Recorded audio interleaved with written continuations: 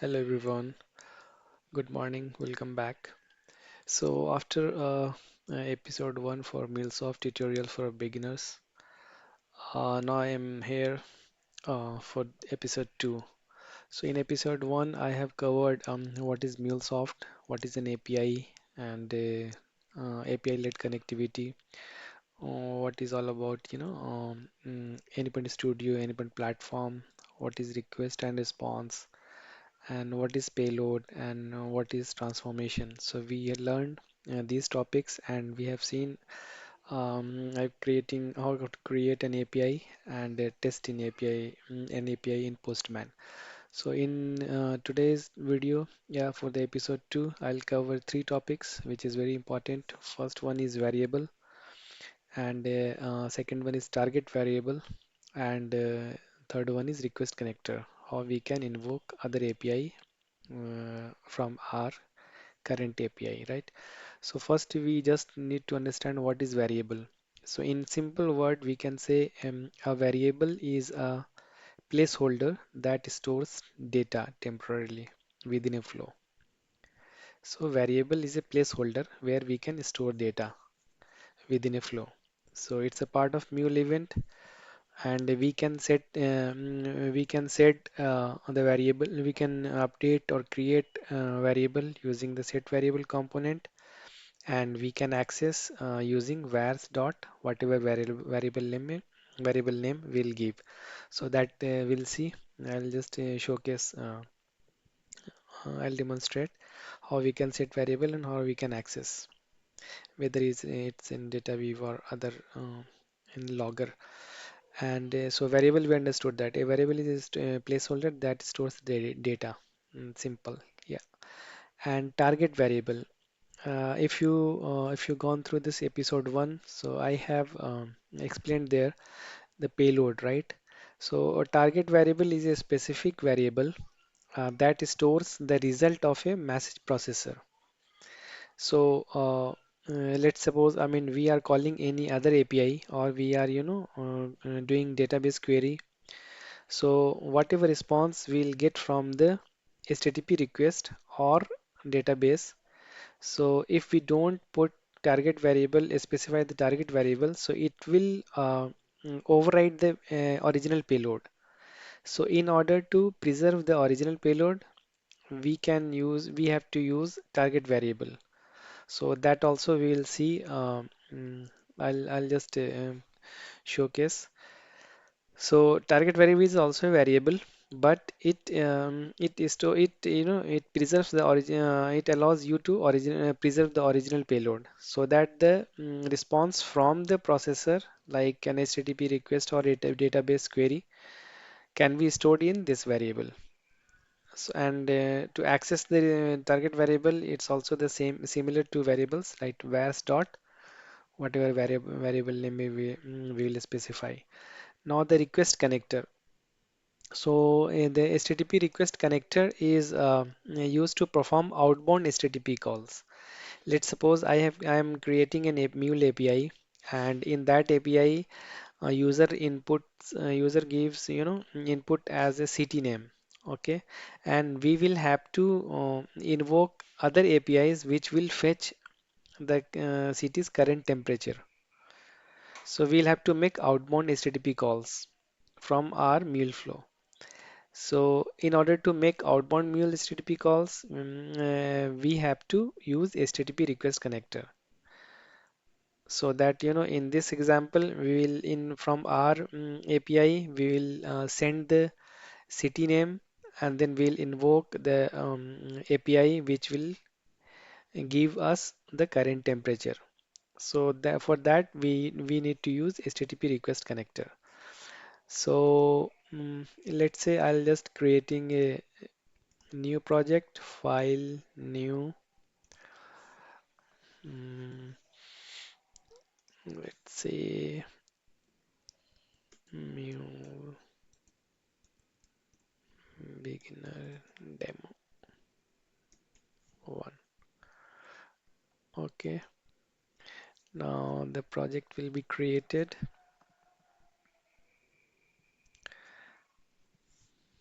Okay, now the project is created.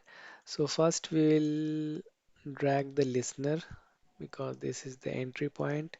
So here we will configure HTTP configuration, that is okay. 8081, we can test connections. Test connection should be successful.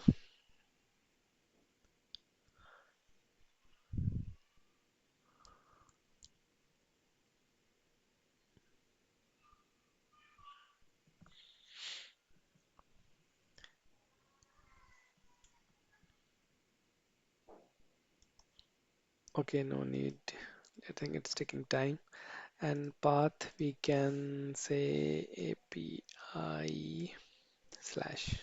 Okay, now we will set variable, we'll drag. So this is the variable I'm setting up. So we can say correlation ID,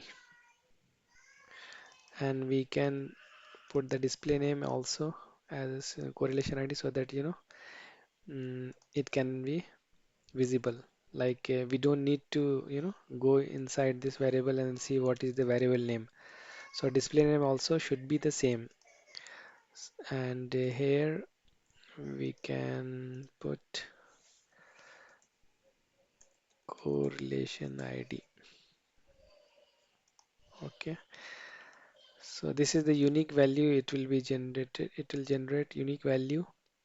Now I'll put the logger here. So here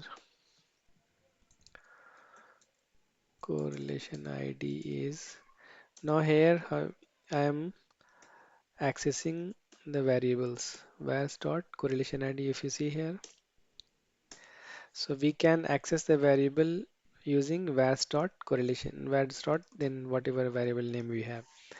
Correlation ID is this, then and payload, original payload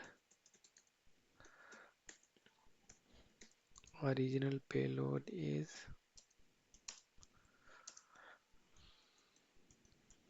payload.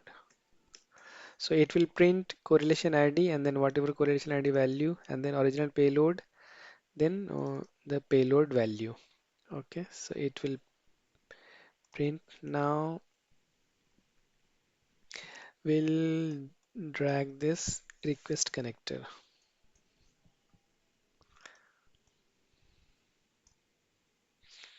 So this is the request connector from HTTP. So I'll have to, so before that, I'll just show you. I have created this API, SAPI employee details. Okay, and I have deployed it to Anypad platform account. So as this SAPI employee details, I'll invoke this API. So if I show you, so this is the URL, complete URL of this API. So if I send the request, so I am getting the response, 200 response code, and then this is the response body.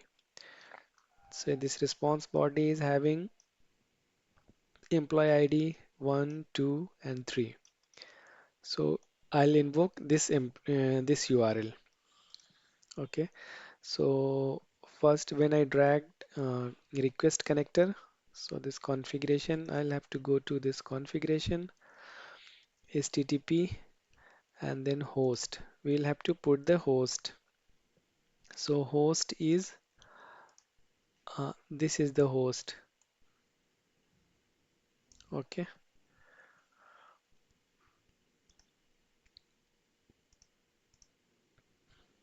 HTTPS port is 443. Okay. Now, now the method is get method. If you see here, this get method, and then this is the path we have to give. So path, I'll give. Okay. So this is the complete URL it is forming. So we can just check as well. 443 is port is for HTTPS and okay, so default port I have given. So now if I see, so this configuration I have configured, and here I have put the path body, whatever body we are getting from the request. So that is we are passing in payload. So this is the default one. Now I have talked about this target variable, right? So I'll just transform message.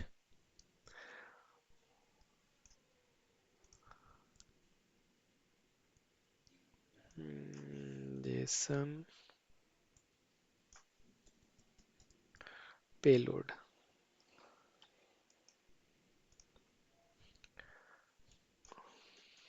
logger. Again, I'll put the logger.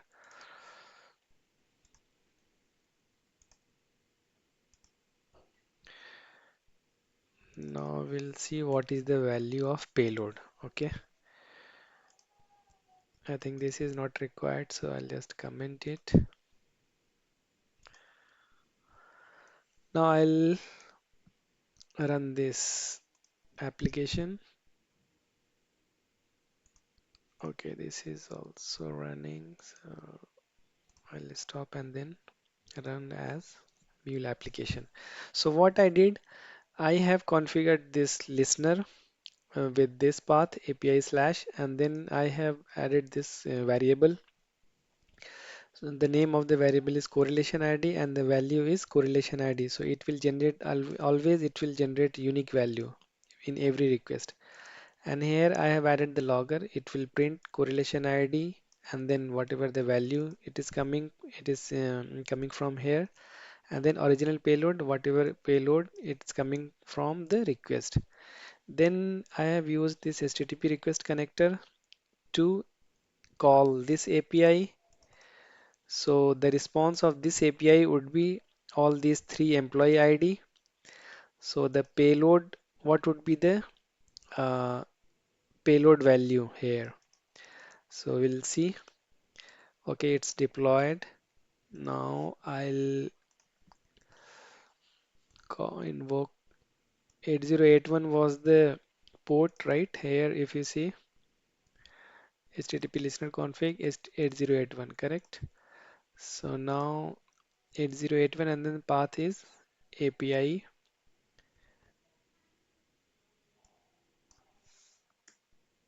Hmm.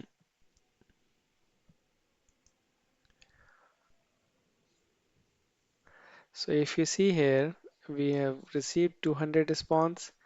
So now we can see the logger, what it is printed.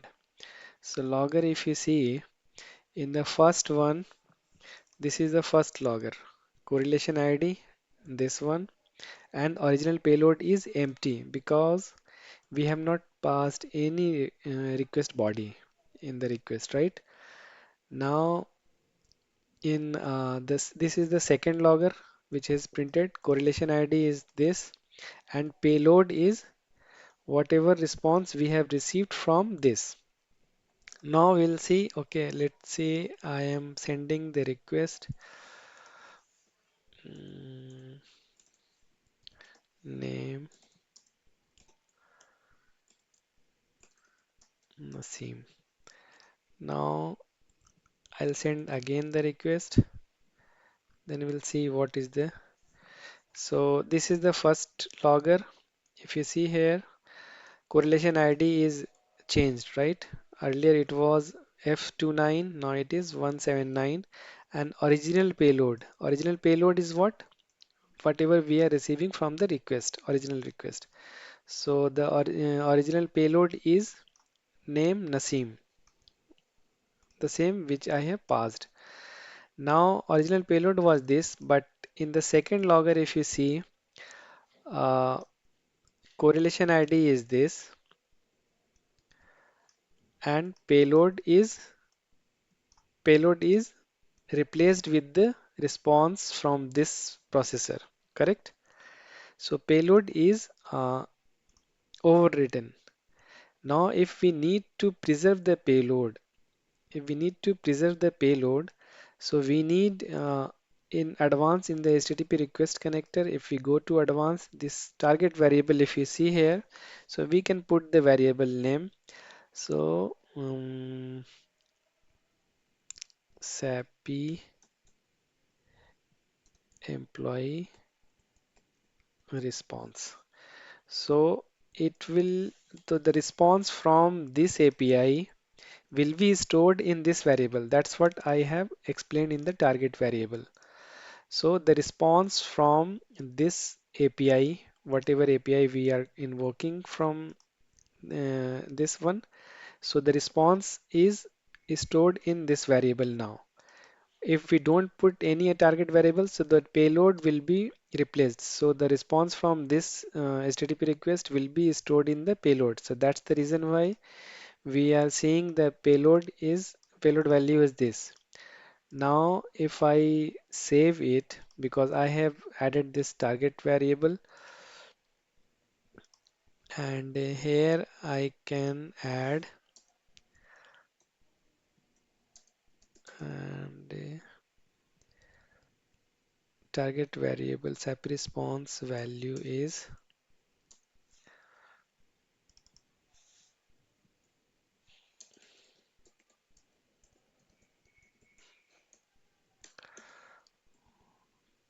here.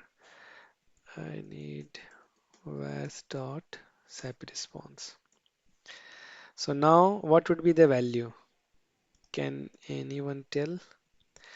So at this point of time, correlation ID value will be the same, whatever it is generated, and the payload will be the original payload. So in this case, uh, let's say I'll employee ID 2. So the payload would be 2, right? Because we are preserving that original payload. And SAPI employee response target variable is whatever the response we are getting from this connector, correct? So I'll just clear all this, and then I have sent request again. Now if you see what is changed, so first logger, so it is printed correlation ID and original payload as employee ID 2, correct? That is done. Now in the HTTP request connector, we have received the response, this response, but the original payload is preserved. So in this one, if you see, correlation ID is this, and the payload is employee ID 2, because the response from HTTP request connector is stored in target variable. So target variable name is SAPI employee response. So now the SAPI employee response target variable value is the response which we have received from this HTTP this API, right? Now, if you see this, the response is also this payload. So the response will always be the payload. So since the original payload was employee array 2 and we have not replaced employee payload, so the payload will remain the same. Whatever we have received, the same payload will be propagated in the response. Now, if you see here, just I'll showcase. Mm, so this is the response we have received. Mm, data we playground.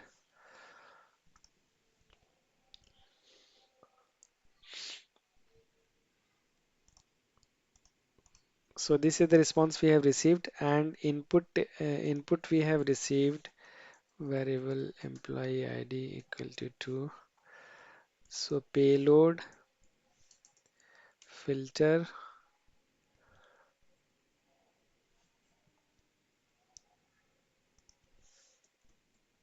item dot employee ID